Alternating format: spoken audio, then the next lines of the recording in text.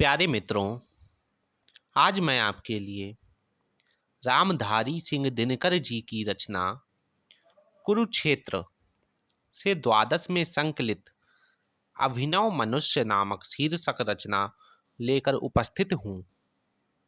दिनकर जी हिंदी के प्रमुख लेखक, कवि व निबंधकार के रूप में जाने जाते हैं। आधुनिक युग के श्रेष्ठ वीर रस के कवि दिनकर जी स्वतंत्रता पूर्व एक विद्रोही कवि के रूप में और स्वतंत्रता के बाद राष्ट्र कवि से के नाम से जाने गए। एक ओर दिनकर जी की रचनाओं में ओज विद्रोह दिखाई देता है, तो दूसरी ओर कोमल श्रृंगारिक भावनाओं में माधुर्य गुण नजर आता है। इन्हीं दो प्रवृत्तियों का चरम उत्कर्ष हमें उनकी कुरुक्षेत्र और उर्वशी नामक कृतियों में मिलता है। आइए पद्यांशों की व्याख्या देखते हैं। है बहुत बरसी धरित्री पर अमृत की धार, पर नहीं अब तक सुशीतल हो सका संसार। भोग लिप्सा आज भी लहरा रही उद्दाम, बह रही असहाय नर की भावना निष्काम।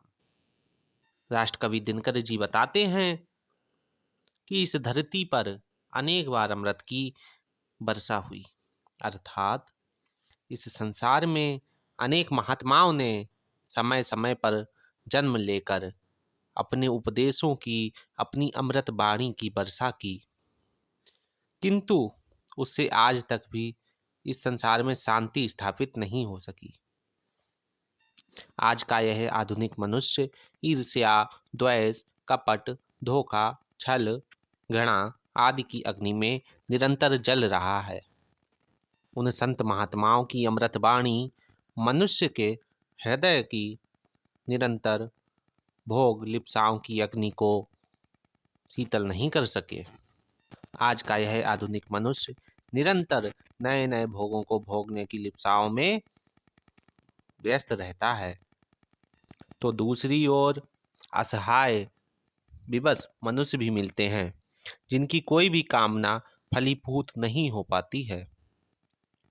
वे भोग विलास तो दूर, 2 जून की रोटी के लिए भी तरसते रहते हैं। दिन रात परिश्रम करने पर भी उनके मनोरथ निष्फल ही रहते हैं।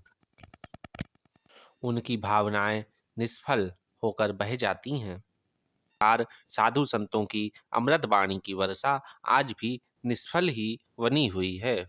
भीष्म हो अथवा युधिष्ठिर या कि हो भगवान, बुद्ध हो कि अशोक, गांधी हो कि यीशु महान, सिर झुका सबको सभी को श्रेष्ठ निज से मान, मातृवाचिक ही उन्हें देता हुआ सम्मान, दग्ध कर पर को स्वयं भी भोगता दुखदाह, जा रहा मानव चला भी पुरानी राह। इस पृथ्वी पर समय समय पर अनेक महापुरुषों ने जन्म लेकर अपने शुद्ध बुद्ध श्रेष्ठ आचरण से लोगों को समझाया कि परोपकार, दया, अहिंसा, प्रेम, कर्मनिष्ठा ही श्रेष्ठ जीवन के मूल तत्व हैं। इन्हें ग्रहण करके जीवन को सार्थक बनाया जा सकता है। दृढ़ निश्चयी भीष्म, सत्यनिष्ठ युधिष्ठिर और स्वयं भगवान कृष्ण, श्री राम, महात्मा बुद्ध, सम्राट अशोक, गांधी, ईसा मसीह, इन सभी ने समय समय पर जन्म लेकर इस धरा को पुण्य बनाकर संसार का पथ प्रदर्शन किया, मार्गदर्शन किया। आधुनिक मनुष्य ने, अभिनव मनुष्य ने इन सभी को सिर झुकाकर सम्मान दिया, श्रद्धा के साथ इनकी श्रेष्ठता को स्वीकार भी किया, किंतु विडंबना यह है कि इन्होंने उनकी श्रेष्ठता को केवल मौखिक रूप से मातृवाचिक ही उन्हें देता रहा सम्मान। यह आधुनिक मनुष्य उनकी श्रेष्ठता को, उनकी महत्ता को केवल मौखिक रूप से स्वीकार करता रहा।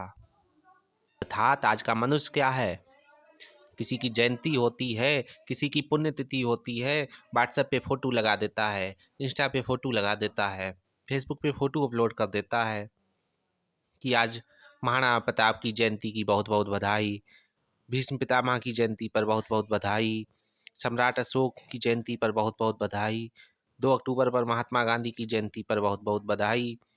परंतु उनके आदर्शों पर, उनके पग चिन्हों पर किसी ने अमल नहीं किया। सत्य, उनकी अहिंसा, प्रेम, भीष्म प्रतिज्ञा, निष्काम कर्मनिष्ठा, इन पर किसी ने अमल नहीं किया। अपने जीवन में किसी ने उतारने का प्रयास नहीं किया। दग्ध कर पर को स्वयं भी भोगता दुखदा, जा रहा मानव जला भी बुरा नहीं रहा। आज का मनुष्य दूसरों को दुखों की आग में झोंकता है और स्वयं भी उस आग में निरंतर जलता रहता है। वह आज भी अपने आदिम युग के क्रूर, निर्मम एवं पशुत्व मार्ग पर चल रहा है, अपनी पुरानी राह पर चलता जा रहा है। काव्यगत सौंदर्य, भाषा साहित्यिक खड़ी बोली, शैली प्रबंधात्मक, रूपक दृष्टांत एवं अनुप्रास अलंकार है, वीर एवं शांत रस है, ओज एवं प्रसाद गुण है, अविदा एवं लक्षणा शब्द शक्ति। आगे देखते हैं। आज की दुनिया विचित्र नवीन, प्रकृति पर सर्वत्र है विजयी पुरुष आसीन। है बंधे नर के करों में बारी विद्युत भाप, हुक्म पर चढ़ता उतरता है पवन का ताप। है नहीं बाकी कहीं व्यवधान, लांग सकता नर सरित गिरु सिंधु एक समान। दिनकर जी कहते हैं कि आज की दुनिया नवीन और विचित्र हो गई है। वैज्ञानिक प्रगति के परिणाम स्वरूप आज मनुष्य ने प्रकृति पर सर्वत्र विजय प्राप्त कर ली है।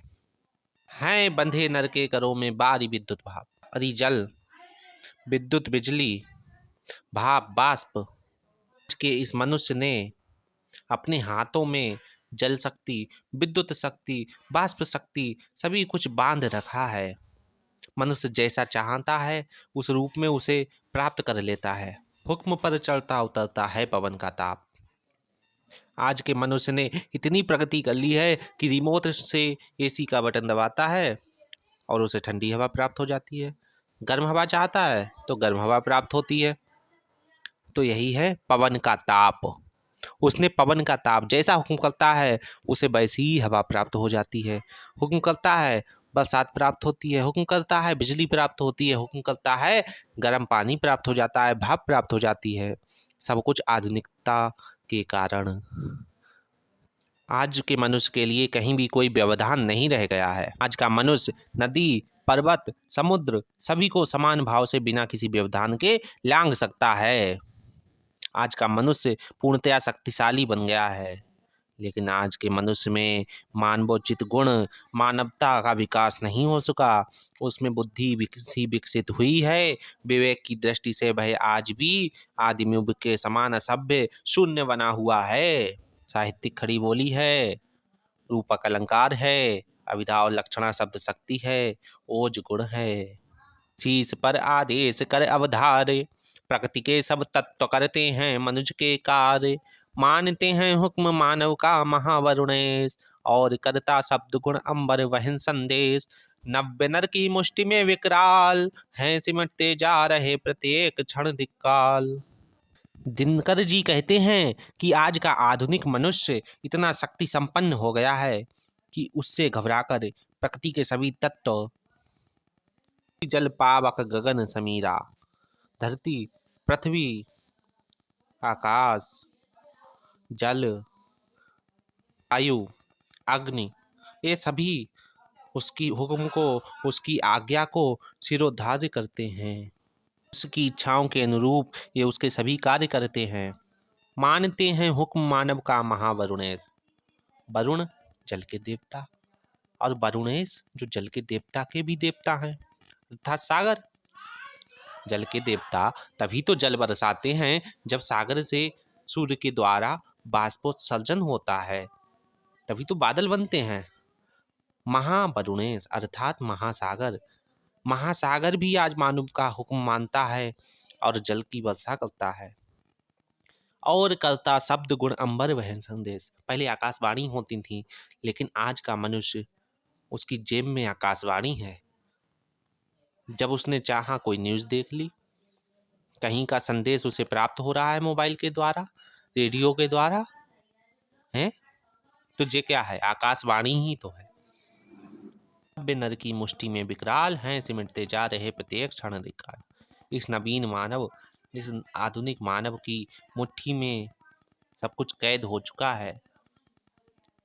क्षण, समय, दिशाएं, दिक् काल, दिशा और काल, ये सभी मनुष्य की मुट्ठी में सिमट चुके हैं। प्रबंधात्मक शैली है, अनुप्रास अलंकार है, वीर रस है, स्वच्छंद छंद है, ओज गुण है, अविद्या एवं लक्षणा शब्द शक्ति।